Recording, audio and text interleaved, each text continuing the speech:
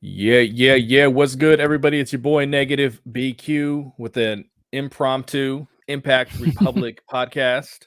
And every time that I do a podcast that's not the cool factor, I always start it off by saying it's a rare edition of this podcast because it happens so infrequently. And then the couple times we've done these Impact Republics, I always have to kick it off with explaining what this show is supposed to be. That once upon a time it was supposed to be, what do we say we're gonna do? A monthly podcast? It was supposed to be monthly, yeah. Yeah. And I think we maybe knocked three or four out, and it wasn't monthly. It was Yeah. like, It's just so difficult for you and I to get our schedules linked up. Even because I was in California and you were in Illinois or Missouri. You're Illinois, right? yeah. Yeah. And so with our work schedules, it was difficult. And then it got even worse when I moved to Hawaii because now we're 5 hours apart. Yeah, So no, God. it just so happens that I'm off work today because I got fucking COVID. So and now my daughter's at gymnastics class, so I have a little bit of time. And I have time because my old lady's watching the challenge, and I hate that show. We're Good. we have a lot of shows we watch together.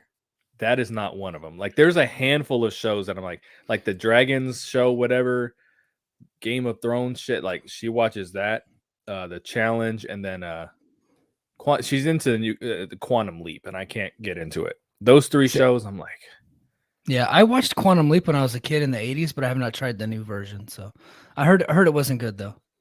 it's okay. I'm just bored through it, but I don't think it's a bad show. Oh, okay. But yeah, so it worked out tonight. We're both able to get up in here and do this. Couple Air Force dudes talking Impact and all that. Yeah, man. So plug real quick, brace for Impact and everything, and then we'll get to talking.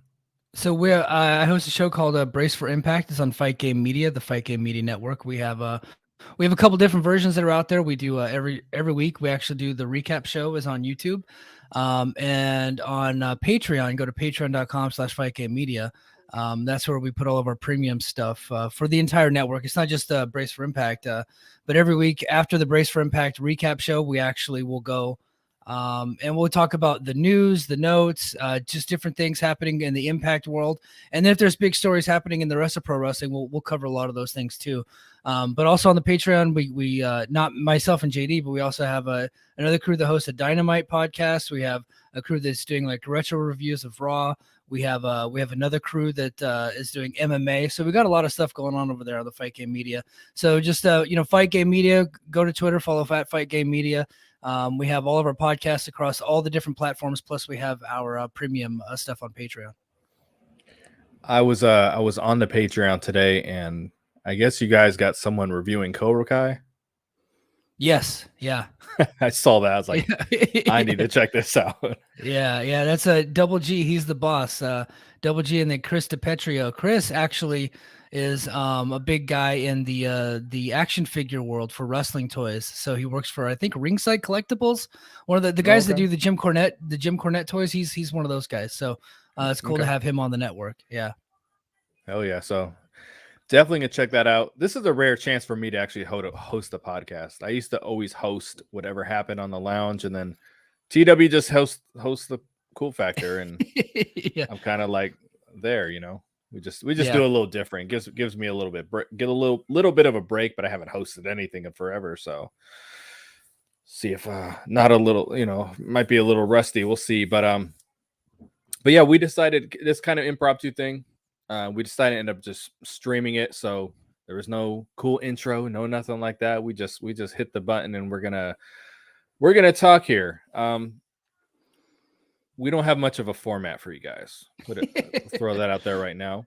But the one thing we kind of wanted to kick it off with, we were talking about this before we hit the record button, and it's a good topic because on the last Cool Factor, someone was saying, hey, we want to hear you guys' thoughts on the free agents and the departures and all that.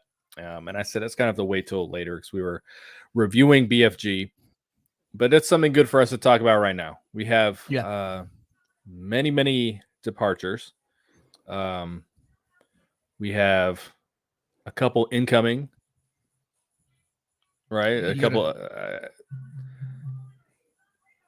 Oops, Super Michael. chat. Yeah. Yeah, it's super chat. Thank you very much. Do you think Impact new TV deal? I think he's asking, do you think they're going to get a new TV deal like Paramount Network? No. No. You, And you're just and straight up. yeah, no, just so, and the reason I say that, look, they're owned by Anthem, which also owns Access TV, which also owns Fight Network in Canada, and Game TV, and all these other smaller networks. Impact is the biggest thing on all those channels.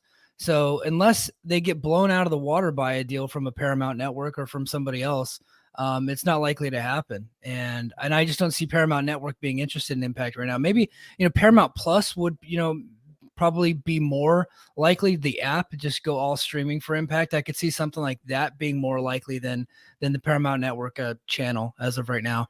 But no, unfortunately, I just don't see them moving into a bigger network anytime soon. Yeah, I don't really see it happening either. I would love to see it happen. I think everyone would really love to see it happen. But I mean, you look, even though they're doing good things for Access TV, the number that always stands out to me is the target, the key demo, and it's always so low. Yeah. The women that you've probably, I don't know if you guys, we talked about this in a Twitter group, because obviously I only dip my head in there every so often. Yeah. But women are wrestling between their first 2 episodes. Did you guys talk about that? Had Yeah. So they're like at what, 300,000 more people to Impact. yeah, so they're at like 275,000 average, and Impact is averaging the last, I know there's been an issue with the DVR situation with Access TV, but it didn't actually even record on my cable for a long time until just this past week. So I think part of that's fixed, but um, it's probably like about triple of what Impact is doing, about 3 times what Impact has been doing in the last month or so.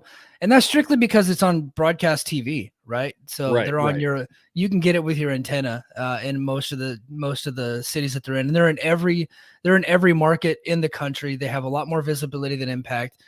That doesn't mean that they're a bigger company than Impact. They're not. That doesn't mean that they're going to sell more tickets or that they'd sell pay-per-views. It just means that a lot more people have access to the channel. And as of right now, they just have way more visibility because of their deal with not only CBS, but through Sinclair Broadcasting. They have all the Ring of Honor channels too. So they doubled what Ring of Honor was having at the time. Right, because Ring of Honor was not doing more than Impact at any point, to my knowledge. So Ring of Honor said that they were getting in around 200,000, but I never really saw any evidence of that.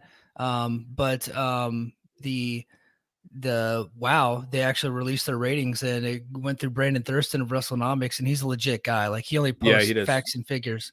Yeah. So it seems pretty legit to me. So I haven't seen the Women of Wrestling episodes. I did watch the previous ones. I mean, Alicia was on there, Giselle Shaw. Trying to think who else. So some other girls that I liked. So I could do with about 100% less of that dude on commentary, the guy who owns it. If you guys haven't seen it, it's basically modern day Glow. It's a very different product. It's pro wrestling, but it's a show. Also, I mean, I guess wrestling's always a show, but it's it's a TV show about women's wrestling essentially, right, and they right, actually do have some matches. Yeah. yeah. And the thing, being a Cali boy, I'm very aware of Jeannie Buss, who owns it, and trust me, she's putting more promotional dollars into that company than Impact, and I'm sure she's losing money with them. I'm Oh, about it 99% Yeah, but the sure. thing about Jeannie Buss and the Buss family is she's stupid rich, right? Yeah. And her losing money on this venture is probably better for her taxes than if she were to make money at this point, unless she was Right. making a ton of dough. You know what I mean? It's kind of like Yeah. the Carter family were willing to lose money on TNA all those years until it became profitable eventually. But they were willing to lose money because it was better for their taxes. There was the tax write off. Right. And that's kind of a difference with Impact. I don't think they're willing to lose money, which you don't want to No. lose money. You want to be in the green, but Jeannie Buss is okay with that at this point, Yeah. Well, So Impact's I'm not, they're not willing to lose money, which is why we're seeing, and I think we're about to get into it, the big mass exodus that's currently happening in the company. right. And just since he sent the super chat, I'm going to follow up here. He said, "Do you know if the Bound for Glory pre-show was on Pluto TV?" to my knowledge, Pluto TV is only ever throwback TNA stuff. They actually did show the pre-show live. Oh, they did. Okay. They did, yeah, and they have been for the latest pay-per-views, but that's the only time they actually have gone live is just for pre-shows. But yes, it is owned by Paramount, CBS, Viacom, cool. Paramount. Yeah, that's their property. So to get into what we're saying, we have departures, we have people incoming, and there was, I don't know how many weeks ago, I was talking about on the Cool Factor podcast. Like, I know that the Good Brothers were making about $250,000 each. I know that is a fact from what I was told. And what I was saying, and I don't know if you would agree or not. I think you would. I was saying, instead of paying a couple dudes at the top as much freaking money as possible, I said, why not? And obviously, we're not in the industry. We're not in the business. So what the hell do I know? But I'm like, why not give more guaranteed money to the people on the bottom? Yeah. And I think that's going to help them be more of a player in free agency, because right now, to wrestle on AEW Dark is double what Impact is paying you for a per appearance for the average person. If we're, if we're talking about the same guy does Dark that does an Impact taping, he's going to make $400 at AEW, $200 for Impact, so, and there's more exposure doing Dark. So yeah, it's I just feel like it's they have to find a way to make it to be more competitive, to give more competitive offers to the people at the bottom, and that's my concern, is that they bring in Bully Ray, who I bet they're paying $200,000 to. Mm-hmm. And it's just like, they just took that, because I saw an article, he's supposed to be around. Did you see that? He's sticking around. Yeah. So this isn't like he's going to be, around for 3 months, wrestle for the title and leave. Like, he's going to be here for a while. And I would be willing to bet that's about what he's getting paid. I don't know that for sure, but it just seems like now we're falling right back into that. Oh, we opened up Good Brothers money instead of bolstering the bottom of our roster, making some of the people happier at the bottom, offer more competitive deals to people incoming. We're just going to take that Good Brothers money and boom, here's signing number one, freaking Bully Ray. So I don't know if you want to talk about that first, or people leaving or whatever. No, but we can start with that. And I get the ideology behind why they paid the Good Brothers so much, is because they felt like they were going to get a return on investment, right? Yeah. If you take away some of the money from Good Brothers and say you give that to a Jake Something, is Jake Something going to draw you your money back? Not at the rate that the Good Brothers would have at the time that they came in. I feel like by the end of their run, it had ran its course. You were no longer getting your return on investment every time the Good Brothers were on TV. People were sick of them. At least the Impact fans were sick of them, and then the people outside the Impact bubble were no longer willing to jump inside that bubble to follow the Good Brothers anymore. They were done, essentially. And so now they show up on WWE, and everyone's like, oh. Yeah, and now they're back to being cool again. And that's what it is. So it's like, do you give these guys at the bottom of the card more money in hopes that they'll stick around, and eventually can you get them to stay around long term, be committed to the company, and help the company grow? Or do you then throw all this money at these former WWE guys or former TNA guys, and that's kind of the weird balance that they find themselves in. I don't feel like they're going to get their return on investment with Bully Ray, especially if he's at a rate that you're talking about. I just don't see it. I don't see him selling a lot of tickets, selling a lot of pay-per-views. Other than the super, super hardcore, this has been met with, a lot of backlash, I would say.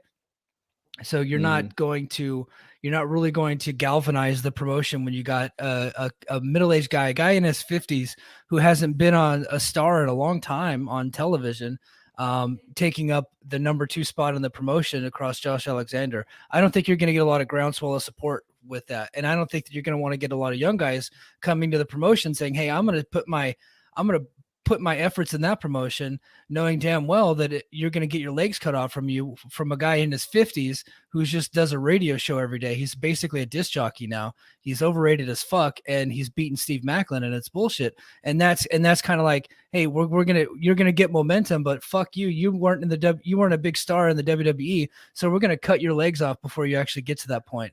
And I think people are going to see that, and it's going to be a negative thing for the company. He did the last taping. I want to say last set of tapings for NWA, maybe the last couple. So, he was starting to get back in the ring and everything.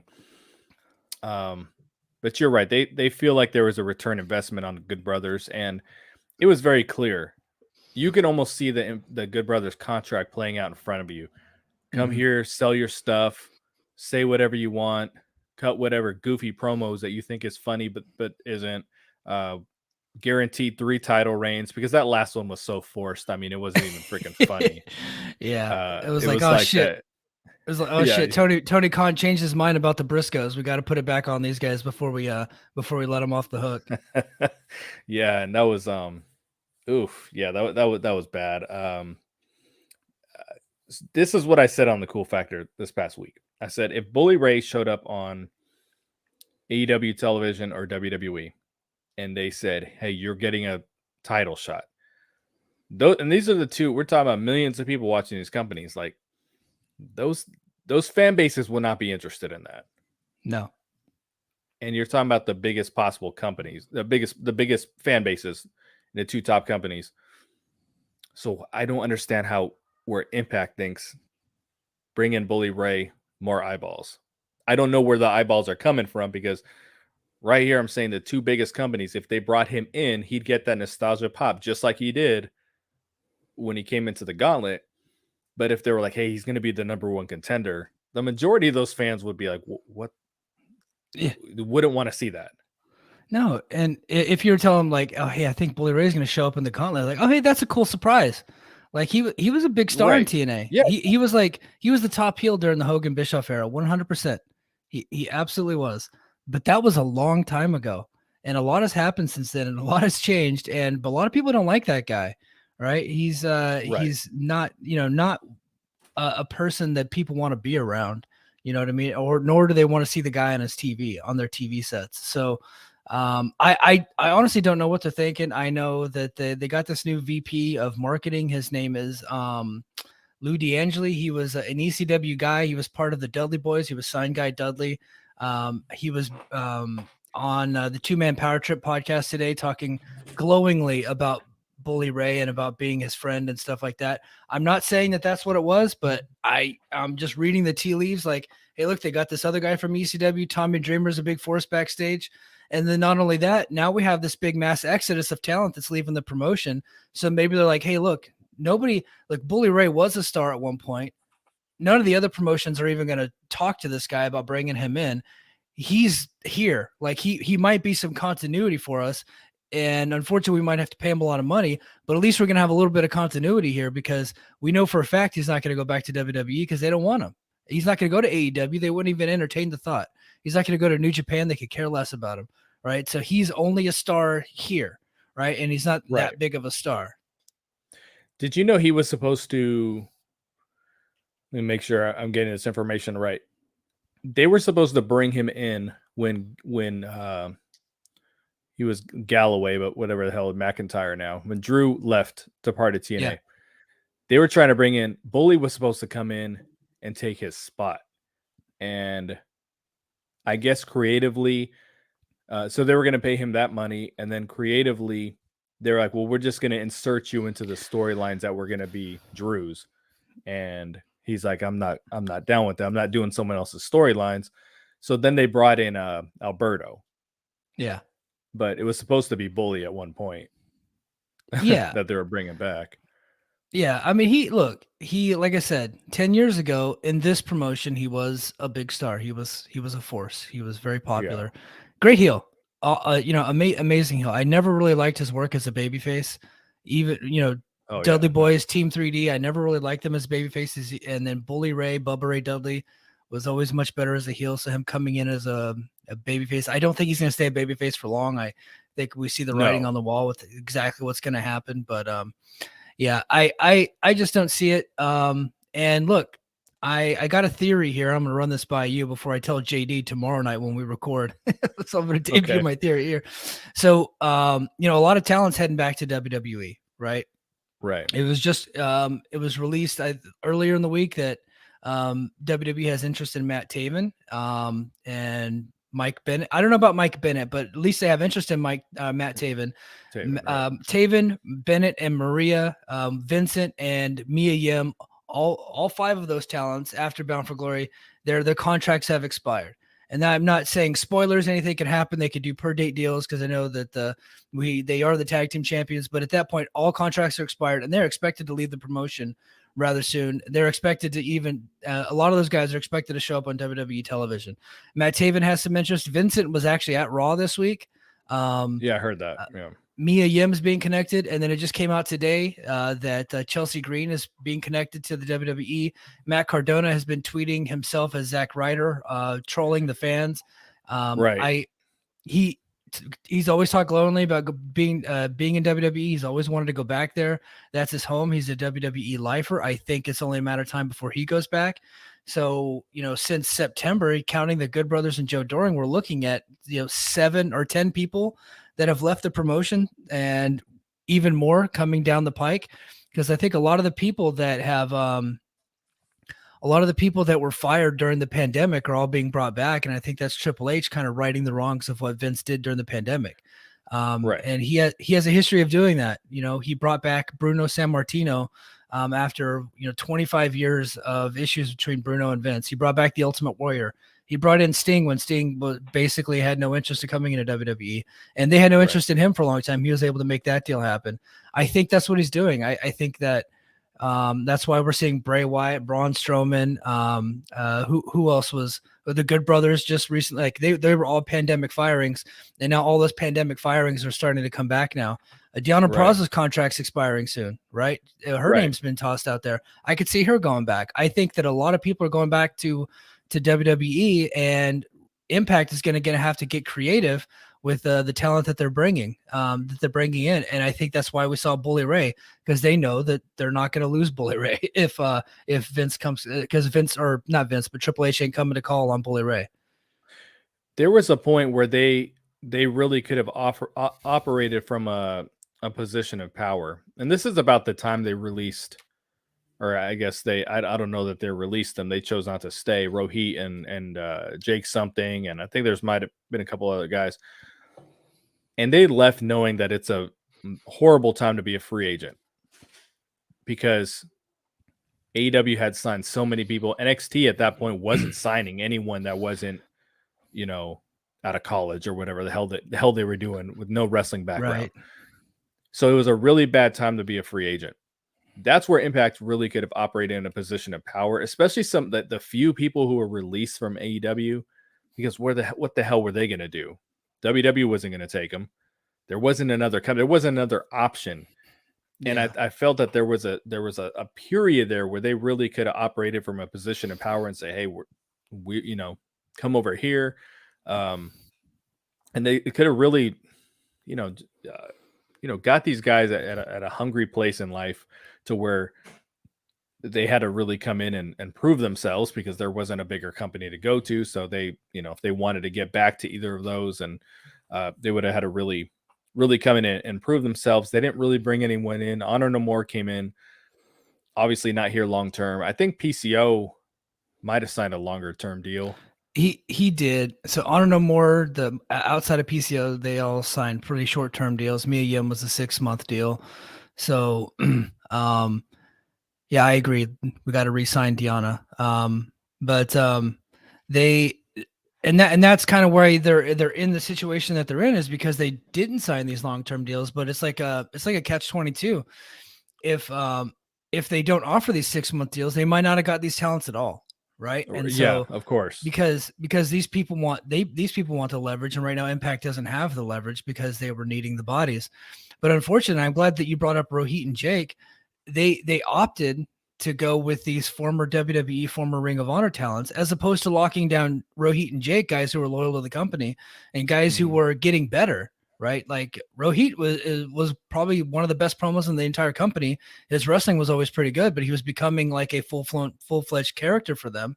And then Jake was, starting to get over as kind of like a mid-level, close to the top babyface, like a number 3 babyface for the company. And instead of locking those guys down, they opted to go for more short-term deals with guys that were on TV and bigger promotions. And now I kind of feel like they have to go back to those guys because they still haven't signed anywhere at all. I know Rohit, somebody put it in the comments that Rohit is working dark a lot. Well, so is Jake. And Jake's also working some New Japan stuff, but as of right now, he's still a free agent. So I think that's who you go back to. Because it's clear that, hey, look, they got looks from these other companies. They're not signing anywhere. Now we need to bring them in and sign them for a long term, get them on a 3-year contract and start making them our guys, get our nucleus, grow that nucleus again with guys that that will fight for the company, that will promote the company, and that will grow with the company, instead of just relying on these famous names, essentially. Famous names that can't draw shit, by the way. That Like right. Numbers didn't go up with those guys. They went up a little bit with the Good Brothers.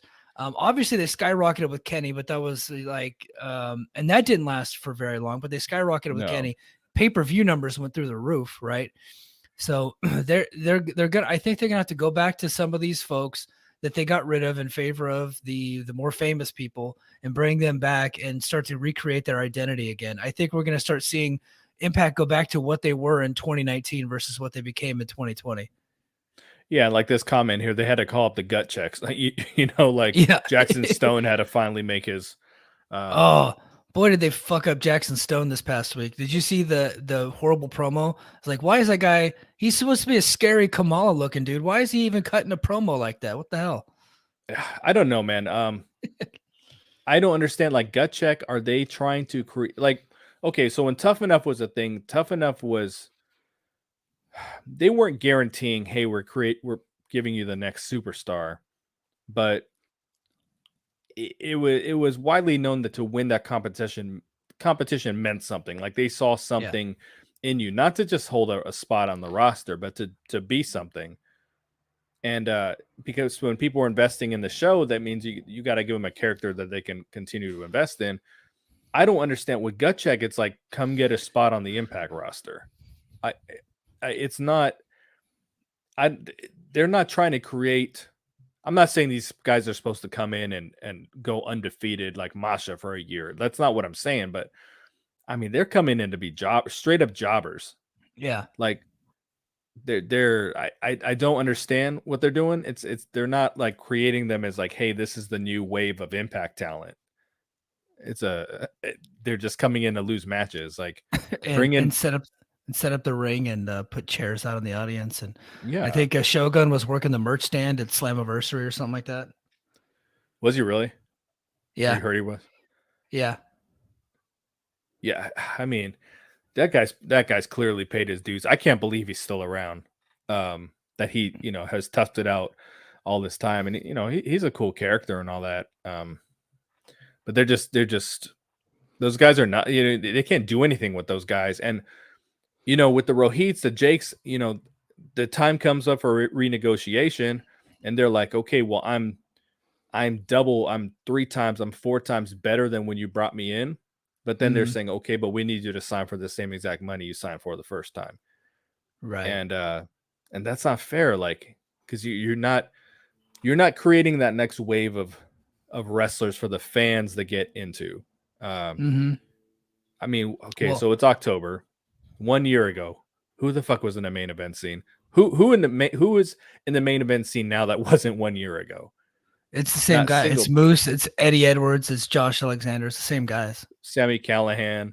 Yeah. Rich Swann if you need him. Yeah, Rich Swann. When you're done beating him, all of a sudden you put him back in the main event. Yeah, it's the same. It's just the same dudes. Look who's here. Lewis is here. I thought he was going to big time us now that he's got a paid gig over at PW Mania. Let me see. Well, Jake and Rohit want to return if Impact reached out but asked for him a lot more than what Impact is willing to pay. Then it's just the same when their contract run out and they want more. I think Rohit is. I really think they're looking at him for Ring of Honor. When and if that becomes something, because he's cutting promos on Dark. He's not just like going there and wrestling. He's getting featured spots where he's winning matches. Because that's when you know, okay, now we're looking at you because you came in to be a jobber, but now you're facing the jobbers, and he's cutting promos after matches. They're looking at him, dude. They're very much They looking are. at. Unfortunately, I think his age is kind of a negative on him, because it took him a while to blossom. Because he's getting up there a little bit, but I hope he gets that contract, that AEW or Tony contract. You know what I mean? Because Yeah, I think he's worked hard, he's earned it. But would he want to come back to Impact? I mean, if they're willing to pay, I'm sure. Look, money is very important. So if right, right. if you're willing to pay them what they think they're worth, then they'll likely come in. It's more important than creative. But if you can get both, then you're in a good spot. Yeah, exactly. But some of those names you talked about, Mia Yim, like Chelsea Green would go to WWE tomorrow. She would go back the day after they fired her, and Yeah. if they're like, "Hey, do you want to?" There's some people who are like, "You fire me, fuck you." Hmm. I know my worth. Go fuck yourself. She's not one of those. Like she will go back there tomorrow. She'll go back there yesterday. She don't care what title she's holding for who. I say this. I'm a Chelsea fan. I know you're not. I No, like her no, a lot, but I mean, I've come around on Chelsea. I think heel Chelsea has been amazing. Once they flipped her heel, I thought she was fantastic. She's one of my favorite acts on the show, and I'm a big fan of Vexed. Really, I love that team, and I could see that team doing some damage on the main roster WWE if they decide to go there. yeah. When they lost at Bound for Glory, my first inclination was like, okay, who's leaving? That's the first thing I asked myself, who's leaving? Because I just didn't think there was any reason to take the title off them. I like the Death Dolls, but I figure that I look at them as a joke group, like as a comedy group. So they're entertaining. I don't mean it's bad comedy, but I don't think belts should ever go on comedy wrestlers. That's just my thing. That's kind of what Jessica is right now. Yeah, I thought Vex was like great champions. They just awesome. look good, great presentation. So when they And then dropped it, I'm Chelsea's like, one of them's out of here. yeah, well, and Chelsea's gotten a lot better in the ring too. Yeah, she has. She has. She just doesn't know how to be a babyface. I think she's just a natural heel. Yeah, she's a horrible babyface. She's not Madison Rain bad. Dude, did you see this? I just watched AEW Dark, not Dark. I'm sorry. Rampage, and it was Sky Blue and Madison Rain against Ty Conti or Ty Mello and Anna Jay. No, I don't Oh, watch Rampage usually. Yeah. okay. This was one of the worst matches I've ever seen. I mean, look who's All, in the match.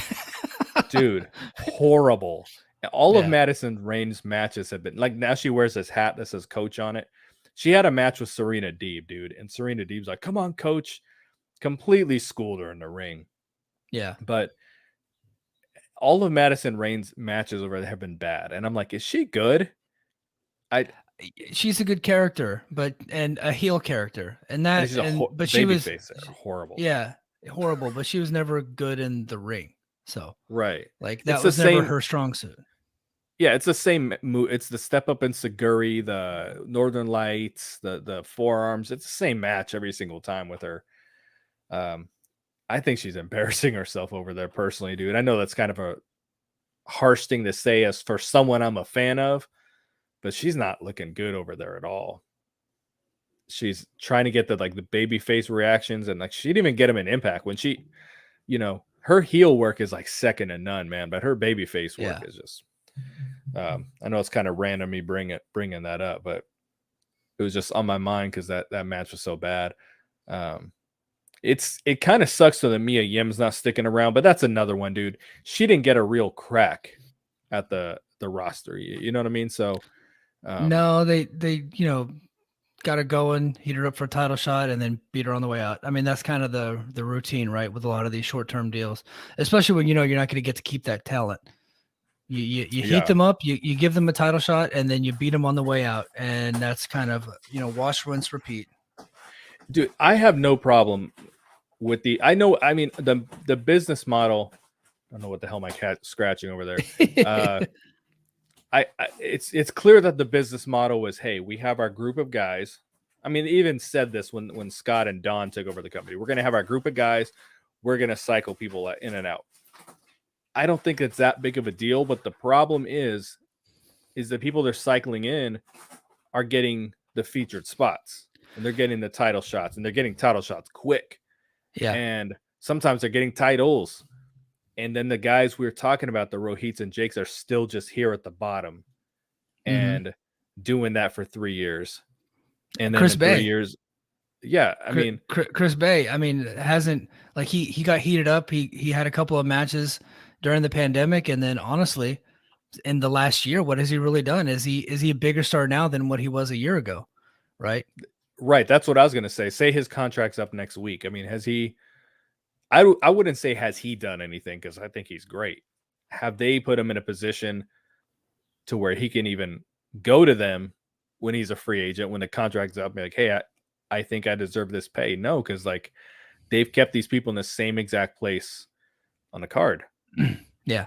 You know, so they give the title matches here and there. Like Chris Bay got the shot against Swan, but then he just went right back to, you know.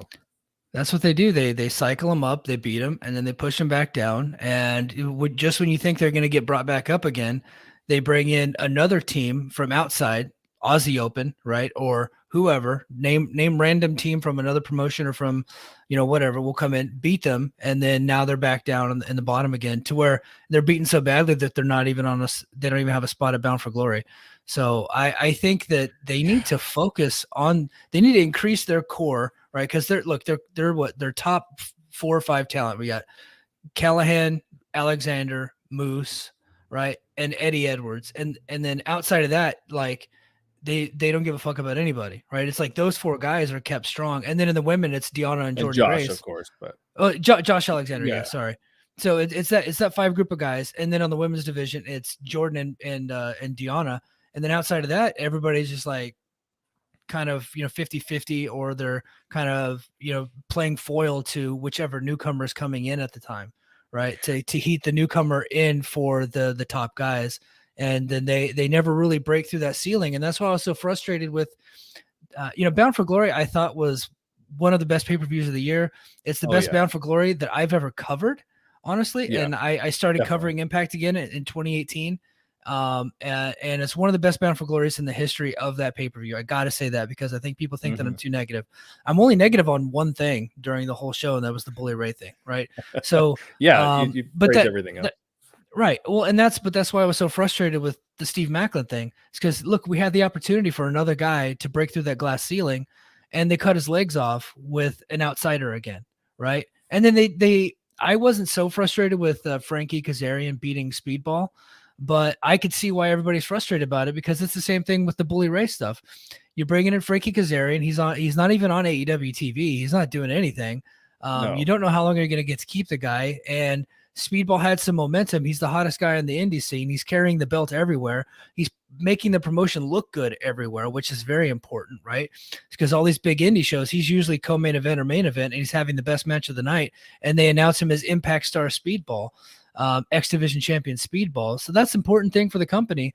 And then they bring in an AEW guy, and then they beat him. And I don't want to get into spoilers, but what happens after that is an abomination. And I think that your viewers will agree with me that it's not the smartest way to handle the situation, and it's a disrespectful thing to the title. But it is quite frustrating. Look, we had Speedball and Macklin were on their way of breaking through that ceiling, being part of that big group nucleus. Like, when you think Impact, you were going to think these guys, and all of a sudden they got the legs cut out from under them for 2 aging guys who don't draw. Right. And I agree with everything you say, but the knockouts, even though they have their couple top girls, I do think the majority of the roster could be heated up if necessary. Yeah. Even though like Giselle Shaw's been doing a bunch of 50-50, like I think if they were like, hey, we want to make her a big deal in this division, I think they could do it. They could obviously do something. Yeah. I think they got something with Giselle and with Kelly. I really do. Yeah, dude, Kelly, absolutely. My worry is that they're going to put the 2 of them against each other. No, I'm sorry, not Giselle, but Kelly and Masha. I'm worried that they're going to put them to get against each other too quickly, Yeah. and one of them's going to lose. Neither of them should be losing. Um, so that I don't know. I'm a little worried about that, but I do think like if you had to heat up Taya, like you could do it.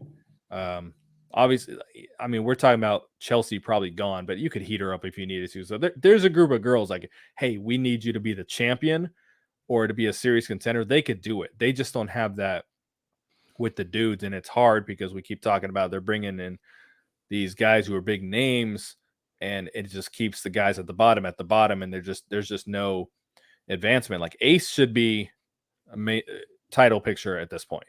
I know Yeah. he's got like a bullshit shot against Christian Cage or something, but I mean he should be one of those mainstays. I wouldn't say Chris Bay should be up there, but he should be working his way up there. There's someone else I haven't tip of my tongue that I was thinking. Oh, Trey Miguel. Yeah. Yep. Dude, I hated the Rascals, dude. Hated them. I just hated the gimmick. But dude, I love Trey now He's as a fantastic. solo.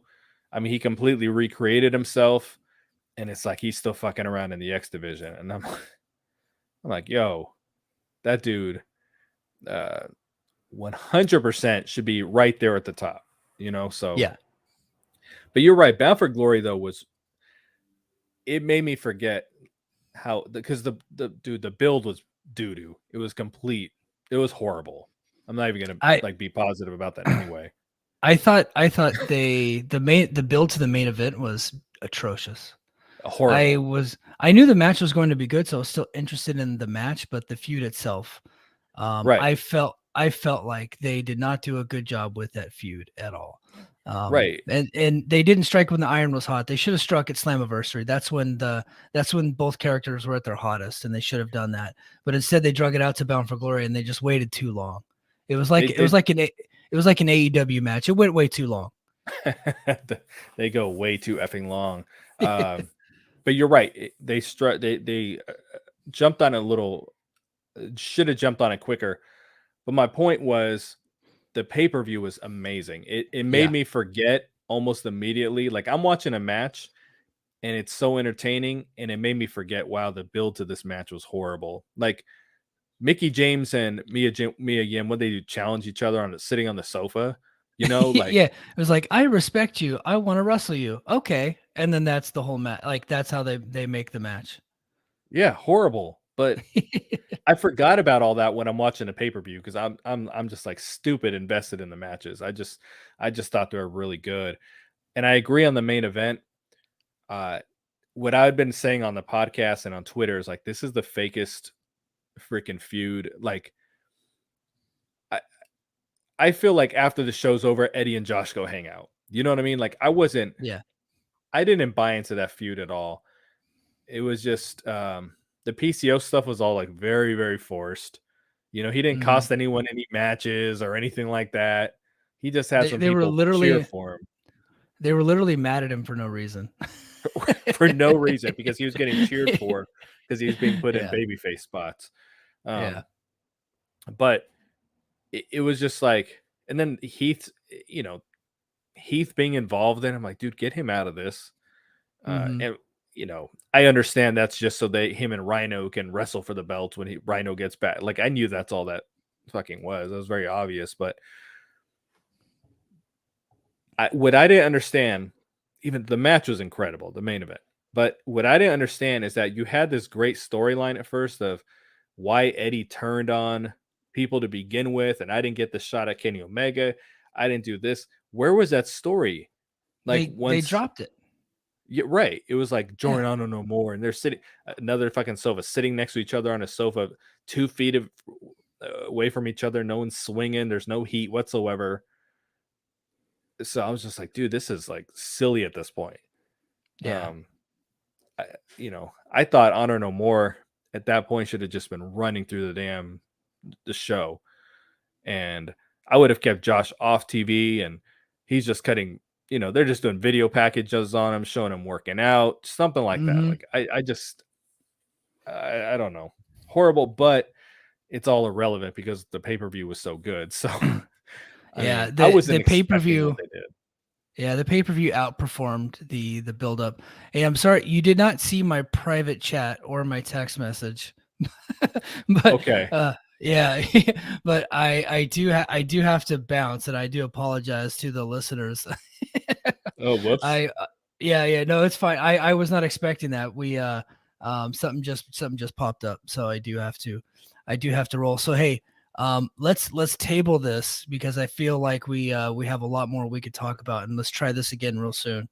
Yeah, definitely. And I'm gonna hang out. I'm gonna hang out here for a little bit, Okay. folks. So don't bounce. I'll talk with some of y'all. My Um, apologies, guys. I got 45 minutes in, and then just something, literally just I just got. If you guys saw me looking at my phone, something was popping up, then I got to go take care of. But I do, I do apologize. Thanks everybody in the chat. Thanks everybody for checking out the Impact Republic, and go check out Brace for Impact this week. We're gonna have a lot to talk about. But sorry, BQ. Everybody else, stick around. all right. Mahalo. All right. Peace. So I'm gonna hang out here for a little bit with you guys. I haven't done much one-on-one in the channel for a while, so I'll do a little Q&A or whatever. We'll just chat. We'll just wrap. You know what I mean? Here, I just wish they give Alicia a much better role. Obviously, I put this as a Alicia fan. I had to put this on the screen. Much better role instead of putting her in squash matches and make her a typical nagging wife. Other than that, I love the knockouts division. So yeah, knockouts division, as I was just saying, you can heat up almost any of those girls. They don't have that the same ability in the men's division, but you can heat up any of these girls. As far as Alicia, there's this one guy in it might be the Impact Fan Nation group. Like he's just constantly like, she is the worst wrestler I've ever seen. And I always have to be like, she has not been given but maybe 3 meaningful matches in her time in the company. So how do you show what you can do? Because the 3 meaningful matches she was in, she did good because she was actually given a chance to get some meaningful offense in. But I thought that she was going to be really factored into this storyline with Josh and Eddie, and she was a complete afterthought. So that was just all really really weird. So he's got another comment. Honor No More was a waste of time and a wasted opportunity. So what I had said weeks ago, no, a few months ago, was that when Eddie turned heel and Honor No More became a thing, we should have been tuning into the episode every week, like, yo, what's Eddie gonna do this week? What's Honor No More gonna do this week? Like they should have had that kind of control over the show, and they were just losing. I mean, after like 2 dominant weeks, they were just dropping matches. I don't know if it was a waste of time, but it was a wasted opportunity. There was more they really could have done with it, but it was booked like, we know these guys are leaving in 6 months, so that's how we're gonna book. It wasn't like we're gonna book these guys so strong and give them such an amazing story that they're not gonna want to leave. You know, they're just like, we're gonna keep them for the short term, and that's it. So that's how we're gonna present them. So, in retrospect, Honor No More should have disbanded after one of the 5-on-5 matches. Now it seems silly after OJK and Vincent left. Yeah, there were some opportunities for them to disband them. I didn't want them to. Like I kept tuning in, like, yo, I'm waiting for these guys to really heat up. I met Mike Bennett a couple times in real life. Like, I'll never let anyone say anything bad about Mike Bennett. He was the first wrestler I ever met, and I was with my kids, him and Maria. It was at the first Orlando taping when the Bennetts had signed with the company.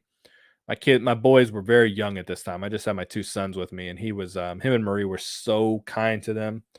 Never say a bad thing. And I told them that. I just saw him a month or so ago, and I told him that story, and I was like, I will never let anyone say anything bad about you.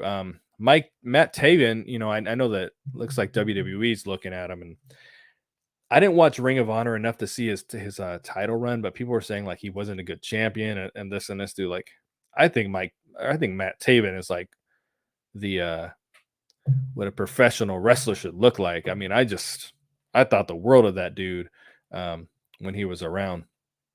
Trey Miguel should be in the main event scene. That's what I was saying. That just makes no sense whatsoever. I don't get that. Who should be the next X Division champion? If I had to put my money on it, I think that Mike Bailey is going to be the champion again very soon. I think that was it was just a real TNA thing to do to put the title on Kazarian. But I really feel like they're just going to get it back on Mike Bailey here. Like it was just like, hey, we got this AEW guy, we got to do something with him. I don't know. The way that Mike Bailey had been wrestling, I was thinking like, yo, who's going to take the title off this dude? Like, I thought it was really going to have some kind of like amazing story, and that sure as hell didn't happen. Funny, Chelsea and Cardona said today they would go to WWE in a heartbeat if Triple H called them. That's been obvious since day one. Cardona's made a few comments here or there. I don't need WWE, but then in the same breath, he's kind of like, oh, but I would do this if I went back, And then Chelsea has only ever wanted to wrestle there. She'll wrestle anywhere. Obviously, she wanted to do NWA, Ring of Honor. That's not what I'm saying, but dude, that is where she wants to be. They could like go shit on her lawn, shit on her face, and apologize the next day. She'll go back. Like it doesn't matter. She just wants to be there. I talked to Cardona. I mentioned this a couple times on a Cool Factor. I talked to him at NWA in August or whatever it was, and I didn't get the vibe that he was I don't think he liked what he did in Impact. When you talk to wrestlers one-on-one sometimes like that, they try to watch their words. But if I'm reading in between the lines, I felt that he feels that they dropped the ball with him as the digital media champion and dropped the ball with the major players. I think he really thought those could have been something, and they weren't. Should have brought the foundation from ROH, made them Target, and purified the X Division. That would have been a good alternative. Honor No More. I'm not going to lie. I'm not super sure who they are. Cardona's been posting pictures of various gimmicks on Instagram, from WWE to the Deathmatch King. Yeah, they want to go back there. It's just obvious. I feel like Kaz is going to try and cash in option C, be yet another person fed to Josh. These Josh is putting on good matches, but they're just fucking matches, like all this stuff, say Kazarian does option C, or there's the Bully Ray with the trophy. They're just easy outs to give Josh a contender. You know what I mean? That my concern when the stuff with Moose was over was, how's he gonna where's Josh gonna find a storyline at this point? Like the Moose stuff worked, but after that, how are they gonna do storylines? And they're just putting on good matches. That's all that's kind of happening. So it's frustrating. We need more people like Gail Kim, who left WWE in the rearview. I totally agree with you. Impact going to take the next step when they find the next Gail Kim, whether that's male or female, or the next Kurt Angle, which Angle did leave and did go back. But what they need is a major wrestler to choose Impact. Not AEW didn't want us, so now we're signing here, or we're coming in for 6 months hoping AEW maybe wants us later, NXT wants us later. They're going to take the next step when a major player chooses them. That's truly what I think, because that's kind of how things were when Angle chose them. PCO and Rhino should tag team and should call themselves Honor No Gore. It's pretty good, actually. I like your little anime thumbnail. I don't like anime. My two older kids, love that shit. They absolutely love it. So here's a Mike showing up in the comments. I'm now on a work call, and he's also hanging out here with us. Really enjoyed Jordan Grace versus Masha Slamovich match at Bound for Glory. It's one of my favorite matches in BFBG. My question: do you think Masha's first loss ruined her momentum? Yes and no, because I think anytime you lose, you're losing your momentum halts, right? Like you can't you don't stay hot in a loss. You can look good in a loss, which she did. She didn't like job. out to her. You know what I mean? But to an extent, you still got to heat her up again. But she still looked good in defeat. So that's what you want. You know, you don't want someone to be hot and then get completely squashed. That's where there's an issue. I would have liked to see her beat Jordan Grace personally, but the problem was Masha already beat everyone on the roster. So what the hell are they going to do with her? That's why I really think they're going to transition her versus Killer Kelly, which I think it's way too soon for that. I just wouldn't do that. But who am I? What do I know? I wouldn't do that. But it's going to be very interesting to see how they handle her going forward after losing this match, because now she's not undefeated. But Jordan Grace is an effing star. She has an opportunity to be that Gail Kim that we talked about a second ago. I mean, she's incredible. So she has that ability to be that. Masha, though, I didn't like her losing because the three hottest people in the company were Masha, Macklin, and Mike Bailey. Masha, Macklin, and Mike, 3 M's, and they all lost at Bound for Glory. Now, you should have momentum going into a pay-per-view, but I always I just turned 43 a couple days ago, okay? I just grew up in this era of wrestling where if you were on the pay-per-view, you had momentum. Like it didn't even matter if you were in the middle of the card. You were the Mountie versus the fucking Big Boss Man. Both those fools ran through people up to that match, you know. But with Impact, not a lot of people were hot. You know, even Josh lost his last match. So you just had 3 people who were hot and they all lost. But they're not, it's not like you can't heat Mike Bailey up. You can't heat Masha up. Macklin, you can heat him right back up. I just don't think he just got such. So Masha and Mike Bailey were hot because they were winning. Macklin was hot because he beat Moose and he beat Sammy Callahan. And you know what I mean? It was who he beat, not that he was winning a bunch of matches in a row. So for him, it's going to be hotter to heat him up, because you can't just put them on a win streak. You can put those other 2 on a win streak again, and have good matches and be good to go. With Macklin, they got he's more of a storyline oriented wrestler. So it's I don't know. We will see how they handle that. Oh, hold on. I keep hitting a bunch of things here, but I will okay, I'm gonna stop right here and then I'll go back to those to Upside Down. At least Impact has great commentary. Josh and Macklin should be the next main event rivals. Don't let it fizzle out. Commentary is great. Ever since I've been on this channel, I've hated the commentary, and it's very nice for me to watch the show now and not hate the commentary. But yeah, Josh and Macklin to me should have been the what the hell's the pay-per-view called? Hard to Kill. There's no doubt in my mind that should have been the match, and it doesn't look like it's gonna be. Do you know that Impact has a contract with Access TV? I think you're asking, do I know if they have a contract? They probably don't have a contract. No, they have to. No, there's got to be something in place. I think they're going to be on Access TV no matter what, even if they do move networks. I think Impact's going to still want them on there, or Anthem. Should Impact bring back Jake Something and Rohit Raju? They should bring back both of them, but they need to pay them for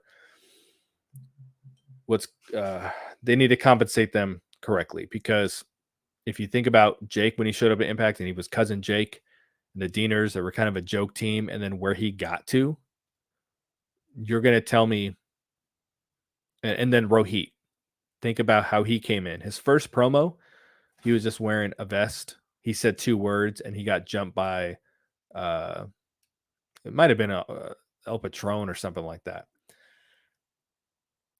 You're going to tell me that those guys haven't doubled their worth, tripled their worth from the way they came in, and then Impact's like, we're just going to pay you the same thing. That was their offer. You know what I mean? They should bring those back, but they have to pay them. I don't think those guys should come back for what they're being offered.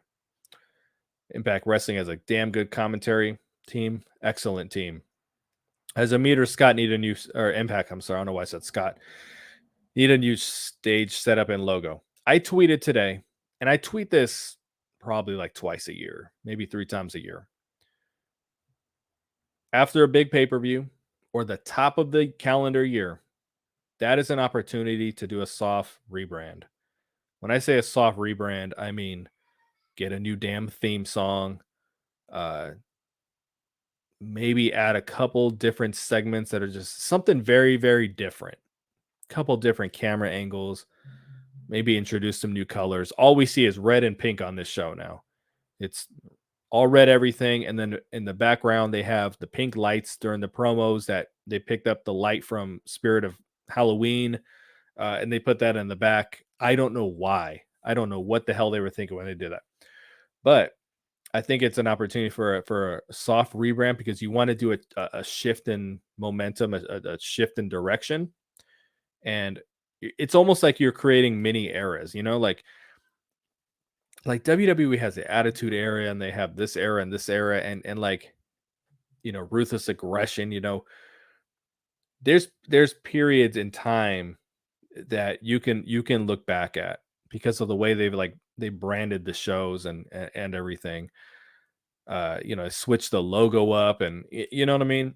And like with Impact, it's been for 3 years now the same song, the same color scheme, the same camera on the same part of the ring.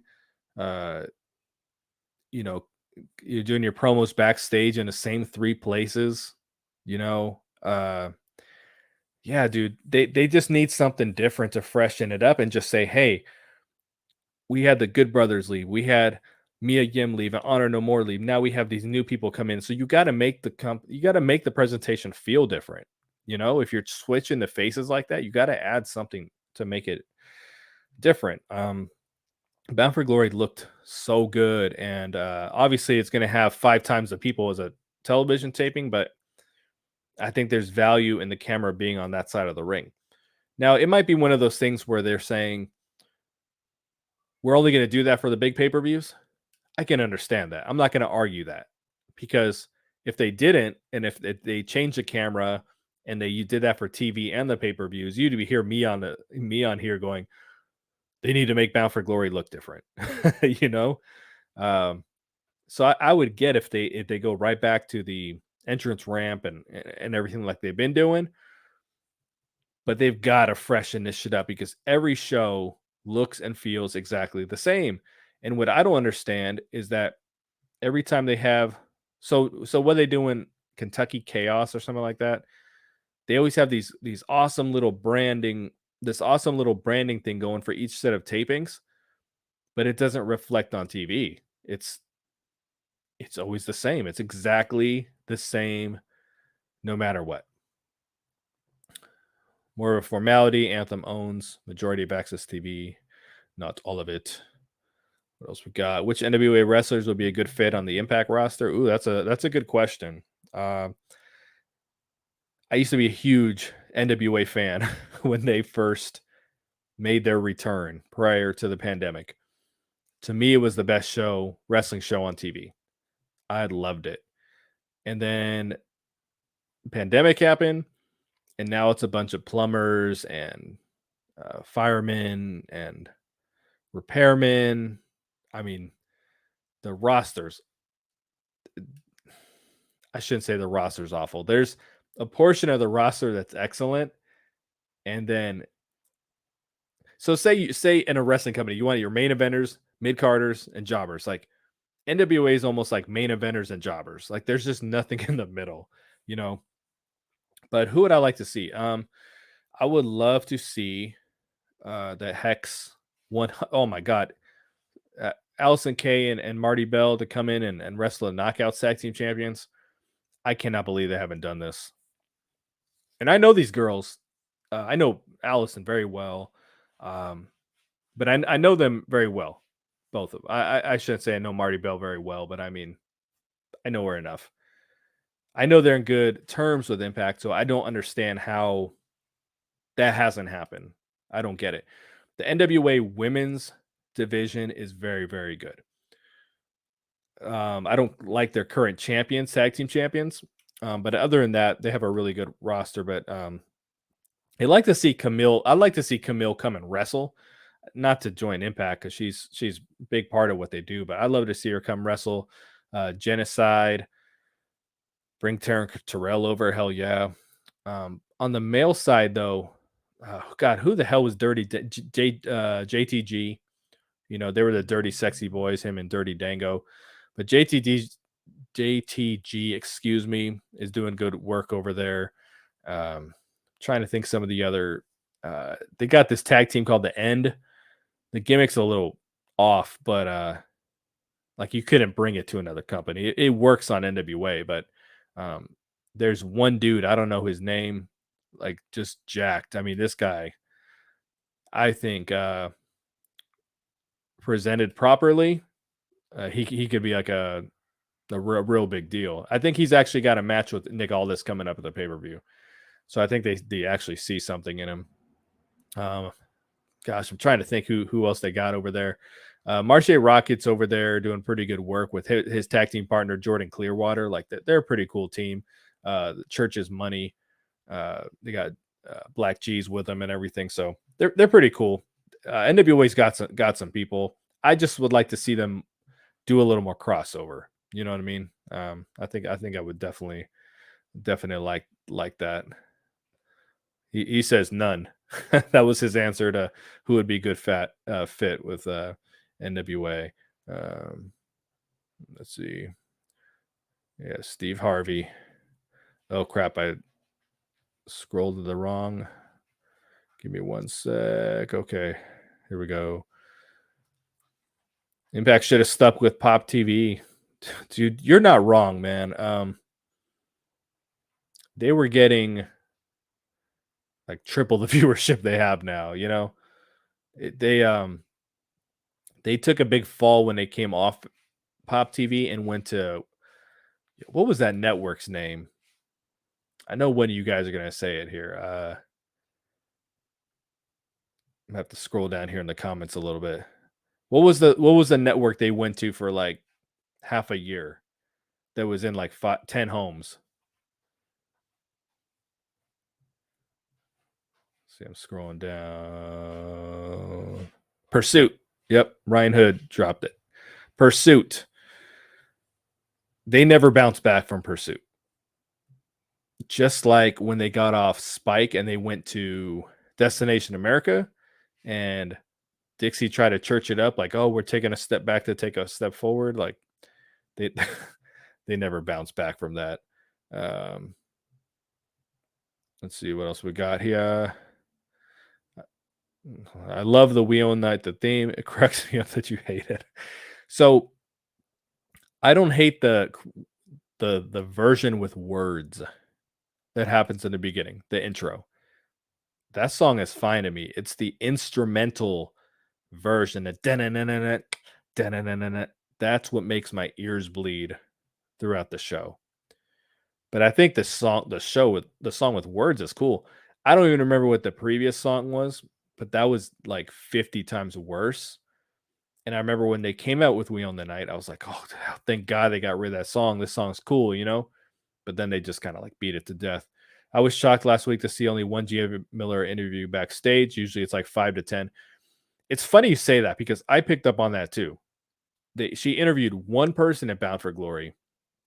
She was dressed up real nice and everything. And she looks really, really good now. Like when she first came on screen, you know, I don't want to be disrespectful, a little homely looking, you know what I mean? Like she wasn't made up for television. Like she just looks really, really good now. But that was really weird. At Bound for Glory, she interviewed one person. I think we're gonna do about 5 more minutes here. Just going through a little bit more of the comments. So Dwayne Powell says yes, the hex is needed in Impact. Man, I thought if you would have kept the titles on Deanna and that was her name, Chelsea, like Vex versus the Hex would have been amazing. How's Tom Latimer not a bigger deal in wrestling? I kind of feel the same way. Like they're making him a bigger deal in NWA now, but I always thought like Bram had a lot of potential in TNA. He was supposed to come back too, and he never did. They should bring in the Hex and Taryn Terrell. Please bring in Taryn Terrell. Oh, I can't handle. That girl. Ryan Wood. He was done with Impact Red. That's these guys talking into each other. I'm still bummed out they didn't hire Melissa Santos as a ring announcer. I can't still believe Impact dropped the ball with her. Yeah, I totally agree. If you bring in people and they're one of the best at what they do, you put them in that role. I said the same thing with Matt Striker, but Matt Striker was awful in Impact. I don't know what. Like, he was cool for like a month, and then he was just like sleepwalking through the shows and was awful. But Melissa Santos, excellent ring announcer. David Penzer looked like a freaking stooge at Bound for Glory. He came in and I mean, he's just he seems like a nice enough guy. I listen to his podcast sometimes. He cares a lot about Impact, cares a lot about the locker room and the wrestlers. But I mean, I just don't see where the money is in having an old fat guy coming to do the ring announcing right now. You know, I'm probably going to repeat this on the Cool Factor coming up. My old lady and I, she would kill me. I don't think she knows I call her that. She would probably kill me. We went to lunch the other day, and maybe 5 miles away, there's another place we like to go eat. Very similar, kind of a bar, but they have a lunch menu. One of them is always packed. The other one is always dead. The one that's dead is the bartender is like 70 years old. She's old, she's fat, she's wrinkled. The owner walks around, he has no teeth. You go to the other spot, and same general type of place to eat. They focus a little more on the menu. We're known for our pizza and this and this. The waitresses are all attractive 20-year-old chicks. And it's not like they're not dressed sexy or nothing. They're just nice to look at, and they're very nice and they're very friendly. And the menu is, the place I said no one is at. The menu is just a laminated piece of paper. Like, here you go. You go to the other place, menu looks real nice. Every single day on social media, they're like, here's today's special, and they have one of the cute girls holding the food. So you have to be attractive to people. It's kind of where I'm going with this. I'm going to use it. I'm going to talk about it more like marketing when I bring it up on the Cool Factor. But you want to go into this other place because the people are nice to look at. And then, like I said, you go to the other one. It's these 70-year-old bartenders. Hey, honey, the special's the meatloaf. We got the special meatloaf in the back. And then the owner is hanging out and laughs like that, and he has no teeth. Why would you want to go with? Why when you can just go down the street? You know what I'm saying? So my whole point is, I'm sure he's a nice guy. He seems like a nice guy, but what's the money in old fat dudes out there stumbling over their words in an industry where looking good matters? Melissa Santos, one of the best looking chicks in the wrestling industry. Why not have her on the damn screen? It's like sometimes they're allergic to attractive women. Like, I think Gail Kim should handle 90% of the backstage talking to Impact management stuff, and it's Scott, almost every single time. So we're gonna wrap this up here very, very soon. Pursuit TV is a dead channel. Yeah. I don't even remember Pursuit. I remember Destination America. Dude, the Pursuit era was a nightmare. I think the viewership was like in the 20,000-30,000s or something like that. And they had an app, but the app didn't work. So I mean, I hate using the word literally. There was literally like a 4 or 5 month period where the Impact fans didn't know what the hell was going on in the show. I mean, that shit was a joke. Don't you see the fire in eyes? We own the night. Whoa. Oh, no. Don't sing the song. Any new rumors on talent? Are you attending at any shows? So I said I was not going to go to a TV show until they, and I know this is, I know I beat this dead horse, but I said I'm not going to the show to a taping until they stop playing We Own the Night. Because if you've been to a show, I know this because people report back to me, they play the song between every match. I can't handle that. I'll go crazy. So I'm waiting on that. However, the Impact Plus show in November, I don't remember if it's in Kentucky or Tennessee or one of these states out here. That's the beauty about the Midwest. Everything's 4 hours away. I think I might try to go. I haven't totally decided yet. I'm not going to do a TV taping, like I said, until We Own the Night's gone. But I might try to go to that next one. I don't think it's Overdrive. I feel like it's something else. I don't remember. I'm gonna have to look. But yeah, I'm thinking about it. Impact will most likely end up on Amazon Prime Video or something similar streaming service, not in any TV network. If Scott D'Amore is making all the booking decisions lately, seems overwhelmed. Yeah, people are wearing a lot of hats there. It's really starting to show. Let's see. Take just a couple more. And then I don't understand why they didn't try to keep OGK. I don't either. As I said about 15 minutes ago, it just seems like when they have these guys on the short-term deals, they do like 6 months of television for them as if like we know they're leaving in 6 months. Like there's no chance we can re-sign them type of thing, you know? I think they should make well, no, I mean, I get that because you don't want to have OGK come in and be like undefeated for 6 months and they're like, okay, we're not staying now. And then I mean, we would really be mad at that point, you know? So I guess there's no right way to do it. But maybe if you're signing people into short-term deals, maybe don't put them in such major storylines and build your people who are under contract long term. I don't know. All right, I think I'm gonna do 2 or 3 more here. Impact can do big things with Black Taurus, like the Unstoppable Force kind of booking they did with Jonah. I agree, but I think he just can't talk, obviously. But you got Crazy Steve. We may see it, you know. Decay all of a sudden started winning matches the last month, and Black Taurus did when those guys like I could have beat them in a handicap match for the last half year, and all of a sudden they just started winning. So maybe they're going to do something, but they obviously split Rosemary from them. You know, I don't think they're going to win the titles or anything like that, but you know, I like him. I think they've wasted him to an extent because I'm surprised he's been around this long, to be honest with you. Unless he's someone who speaks like fluid English and lives in the United States, then I guess. But I was under the impression he was like a Mexican dude who spoke Spanish and was just, they would bring in like Laredo Kid for isn't Laredo Kid on the roster now?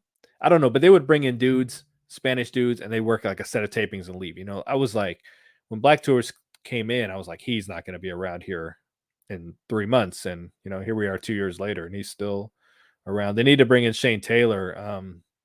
Yeah, dude, I think they had him job to Crazy Steve. I say job. I didn't watch the freaking match. I was I don't know if it's competitive or not, but I mean, he lost to Crazy Steve, so that kind of tells you. I think he could kind of like, what the hell, Shane Taylor Promotions. I think they could like kind of step in and take over, what they were trying to do with Honor No More, So, and we're going to wrap it up here shortly. Hope Impact can sign young indie talent before all they get scooped up by the hungry big two pricks. It's a $1 million question. Are they going to be able to create competitive offers? As I was saying earlier, instead of paying $250,000 to the Good Brothers, why not pay more at the bottom a little bit? Because you don't need to bring in guys like the Good Brothers for that much money. So why not pay up at the bottom a little bit and give some people a reason to want to wrestle for you.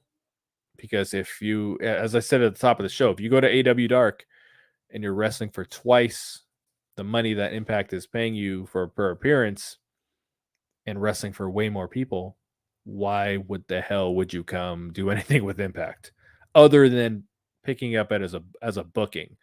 But why would you? Oh, let me sign there. You know what I mean? It's almost like if you wrestled on AEW Dark and you gained all these social media followers and it's almost like you're taking a step back if you went to Impact for that part of the bottom part of the roster. You know what I mean? And you're going to get the John Skyler type dudes, which I like John Skyler, but we haven't seen him on TV. But those are the level talents you're going to get. And then Impact doesn't even have confidence in him, so we don't hear him on TV. So the last one I'm going to click on. You see Spooky the cat behind me, ready for me to get off. He does not leave my side. I bottle fed him when he was a baby because his mama was killed by a coyote. And he has never left my side since. So I heard WWE might bring back Chelsea Green. Yeah, we were talking about that earlier. I think she's definitely heading there. I think anyone that got released outside of like EC3 is going back there. So Impact's going to have a very difficult time filling out their roster. And they didn't jump on the opportunity to make enough new stars. They have new stars. Don't get me wrong. Like Ace Austin, Chris Bay, Trey Miguel, all guys who weren't at Bound for Glory. Couple of the dudes that were in the Gauntlet. Like they have some people to work with. They're just not. They're not getting them there yet. You know what I mean? But they're gonna have a very difficult time signing people. So, thanks for chatting with me, guys. We did this, Impact Republic podcast. It was very, very just kind of last minute. He was available. I was available. Why not? He didn't want to watch AEW, and I don't ever watch it as it airs, just like Impact. My girl was watching the challenge, and I hate the challenge. So I said, why not? Why not get on here to talk with you guys? So thanks for rapping with me, folks. We will see you again soon on the next Cool Factor. I'm your boy BQ, negative BQ. I'm out. Peace.